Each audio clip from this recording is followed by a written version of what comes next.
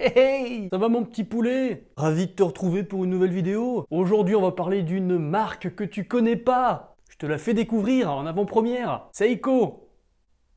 Bon, peut-être que tu connais un petit peu. Je vais quand même te rappeler quelques petits éléments qui t'auraient peut-être échappé. Ils font des montres. Et depuis un petit moment.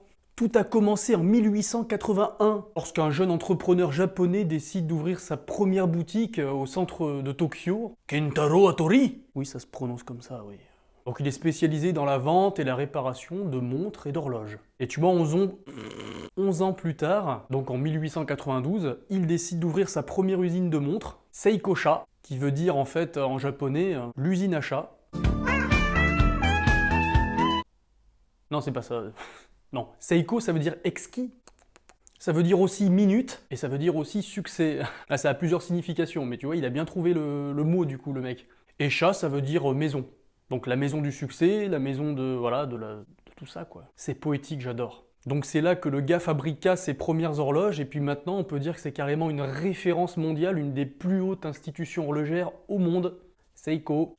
Merci. Donc une marque qui a bien évolué et qui a contribué quand même à la disparition de moult marques horlogères. La crise du quartz, c'est eux qui l'ont créé. L'inventeur de la montre bracelet à quartz, quoi, du coup.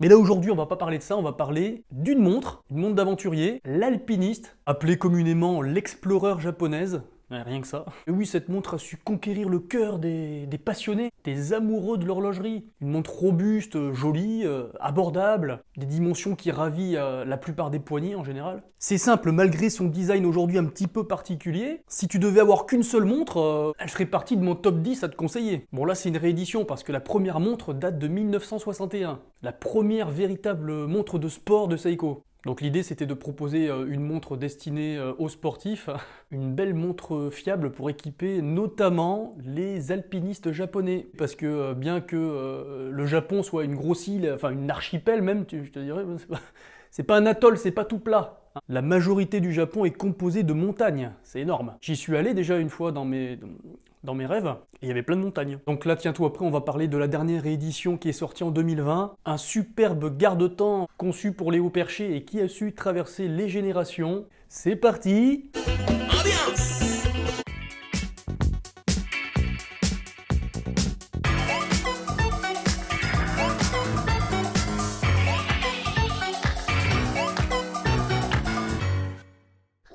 Ah, encore du n'importe quoi dans cette chaîne.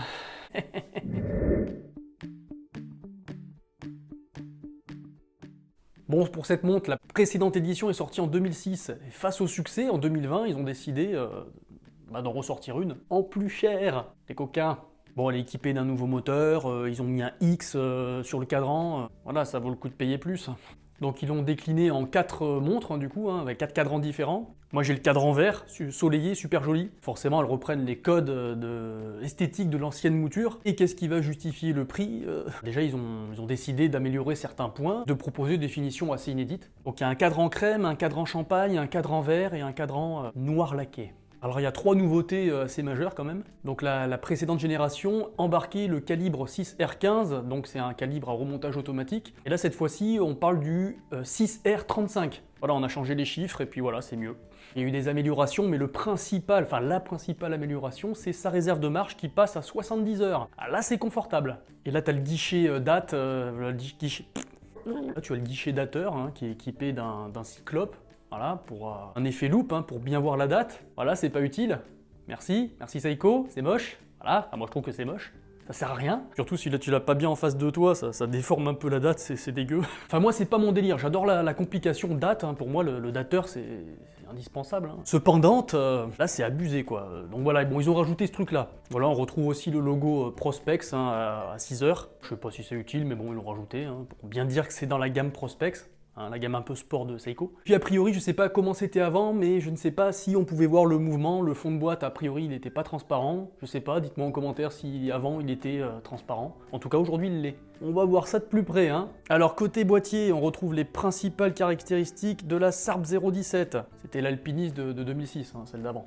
La boîte est donc en acier inoxydable et alterne entre les finitions polies sur la lunette, les arêtes et l'essentiel de toute la carrure.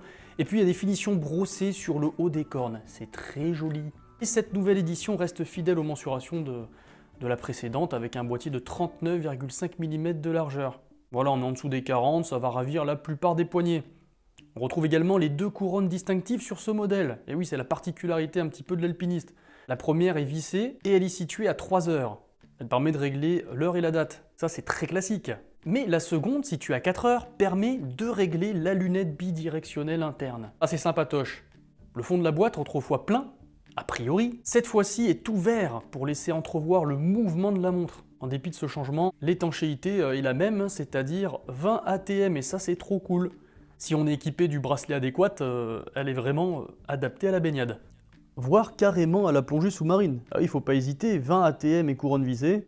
Et on retrouve un verre saphir plat traité anti-reflet, un basique. Mais c'est quand même tout à fait appréciable parce qu'en général, très souvent, Seiko sur les montres en dessous de 500 € utilise un verre minéral. Alors verre minéral trempé, hein, le Hardlex. Mais honnêtement, c'est pas ouf non plus quoi, ça vaut pas un saphir. Même s'il est très résistant, il résiste pas très bien aux rayures je trouve. Là on a du saphir, là c'est cool. Donc là on peut admirer le cadran vert soleillé, ses aiguilles cathédrales et puis les index dorés. Elle a un petit côté vintage et moderne à la fois, je sais pas trop comment dire. En tout cas, elle est très originale. Le chemin de fer blanc contraste avec le fond et les points cardinaux ainsi que l'indication du nord rouge sur la lunette interne. C'est la classe. Ce modèle est sans doute mon modèle préféré. Dans des collections, des fois, on manque de cadran vert. Je trouve que là, c'est vraiment l'opportunité d'en avoir un.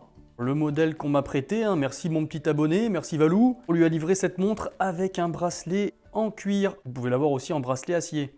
Ce modèle-là, le SPB 121, est vraiment très classe. Le bracelet lui va assez bien, c'est pas non plus hyper ouf. Je parle en termes de qualité, il a l'air un petit peu rigide au départ. C'est du cuir de vachette ou de veau, avec une impression type crocodile. En tout cas, il n'est pas du tout adapté pour partir à l'aventure. Hein. Je te conseille d'y mettre un petit natto si t'aimes bien, un bracelet nylon, voire métal, d'autant plus que l'entrecorne est à 20 mm, donc là c'est très pratique pour changer de bracelet. La majorité étant proposée à 20, justement.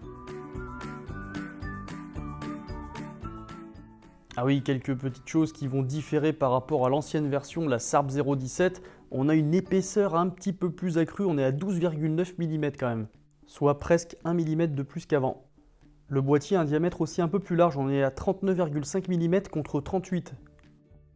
Là, c'est très important, le corne à corne, on est à 46 mm, un tout petit peu plus. Ça devrait ravir vraiment tout le monde. Et je confirme que si tu veux changer de bracelet, il faudra du 20 mm. Autre point fort de cette sportive mythique, c'est son poids, 87 grammes sur la balance, c'est super. Alors sur le poignet, c'est assez agréable à porter, les dimensions sont vraiment très correctes, en tout cas sur mon poignet de 17,5 cm. Elle a pris un petit peu d'embonpoint par rapport à la version précédente. Là on est sur du 12,9 mm d'épaisseur, c'est un petit peu gros je trouve. Mais bon, c'est la petite concession à faire si on veut avoir 20 ATM, une belle étanchéité pour se baigner, voire plonger. Quant au Lumi-Bright, c'est toujours aussi efficace dans la pénombre. Bon voilà, comme tu l'as vu, le point fort de cette montre, hein, c'est une réserve de marche de 70 heures. C'est vraiment le gros changement par rapport à la version précédente. Après, est-ce que ça justifie l'augmentation de prix? Parce qu'avant, on était à 400 et quelques. Là, on est à plus de 700 balles. Voilà. Je trouve que c'est vraiment une superbe montre. Le défaut principal pour moi, il n'y en a pas vraiment. Ce cyclope, j'aime pas trop. En tout cas, si tu recherches une montre un peu sport, fiable, robuste, d'une marque réputée, autant te dire que tu peux foncer quoi. Voilà, j'espère que ce petit test t'a plu. Je reviens très vite évidemment hein, pour d'autres petits tests de montres. J'ai 2 plongeuses françaises dans la besace, j'ai fait des tests. Une marque que tu connais, mais on parle pas trop de... Enfin, elle évoque pas trop la plongée sous-marine en général. Et une autre marque comme ça que tu connais peut-être pas, qui avait disparu à l'époque et qui est réapparue il y a très peu de temps, quelques années à peine. Voilà, abonne-toi si c'est pas fait, va checker les autres vidéos parce qu'il y a des petits reportages de découvertes de marques françaises plutôt sympathiques. Puis voilà, l'année fait que commencer, hein, t'es pas au bout de tes surprises. Hein. Allez, à très vite, prends soin de toi et je te fais un gros bisou!